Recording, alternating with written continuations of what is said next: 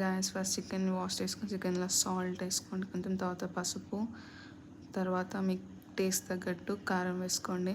కారం వేసుకున్న తర్వాత జింజర్ గార్లిక్ పేస్ట్, కొంచెం garam masala, chicken masala, bay leaf, all whole garam masala spices వేసుకోండి.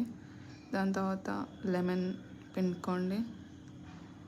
తర్వాత ఫ్రైడ్ ఆనియన్స్, కొత్తిమీర, కొంచెం ఫ్రైడ్ ఆనియన్స్ చేసిన ఆయిల్, నెక్స్ట్ పెరుగు వేసుకొని చికెన్ని మంచిగా కలుపుకోండి. మొత్తం పెరుగు అంతా చికెన్కి మంచిగా పట్టుకునేలాగా మంచిగా మసాజ్ చేసి పెట్టుకోండి చికెన్ని. నెక్స్ట్ ఆ మ్యారినేట్ అయిన చికెన్ని తీసుకెళ్ళి మనం ఫ్రిడ్జ్లో పెట్టుకుందాం. ఒక half an hour to 45 minutes ఫ్రిడ్జ్లో పెట్టండి. ఇప్పుడు వాటర్లో కొంచెం salt, whole garam masala, spices,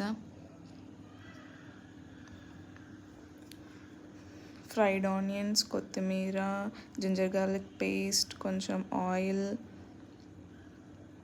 కొంచెం బిర్యానీ మసాలా వేసి కలిపి పెట్టండి. అది బాయిల్ అవ్వాలి. ఇక్కడ వర్షం పడుతుంది, అది క్యాప్చర్ చేసా. తర్వాత బాయిల్ అయ్యాక రైస్ వేసుకోండి. ఆల్రెడీ వాష్ చేసి పెట్టుకున్న రైస్, బాస్మతి రైస్ వేసుకోండి. దాంట్లో జాగ్రత్త చేయి కాలుతుంది, మెల్లిగా వేసుకోండి. నెక్స్ట్ ఇక్కడ చికెన్ని కూడా పక్కన పెట్టేసాను, అది కూడా కుక్ అవుతుంది. చికెన్ కొంచెం కుక్ అయింది అన్నప్పుడు ఇప్పుడు కుక్ అయిన బాస్మతి రైస్ని దాంట్లో చికెన్లో వేసేద్దాం. వేసి కొంచెం ఈవెన్గా స్ప్రెడ్ చేసుకోండి.